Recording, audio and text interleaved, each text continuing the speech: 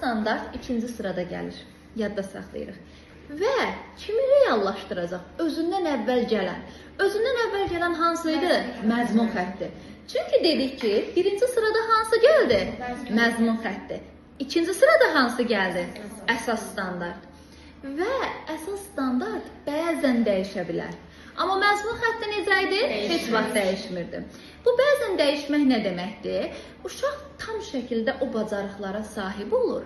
O zaman artıq yeni bacarıqlar öyrənir. Aydındır mı? Bu o mənanı daşıyır ki, əsas standart bəzən dəyişə bilər. Sonra əsas standart nəyi reallaşdırmış olacaq? Məzmun xəttini. Bəs yaxşı, ümumi ifadə edir yoxsa xüsusi? Ümumi şəkildə ifadə edir. Yəni, burada mürəkkəb bacarıqlar formalaşdıracaq. Aydındır mı?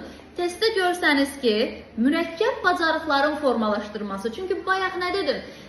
Qeyd etdim ki, bəzən dəyişir. Mürəkkəb bacarıq formalaşdırır. Yəni, şagird tam bunu mənimsəyir. Ondan sonra artıq yeni bacarıq öyrənməyə başlayır. İstəsəniz hətta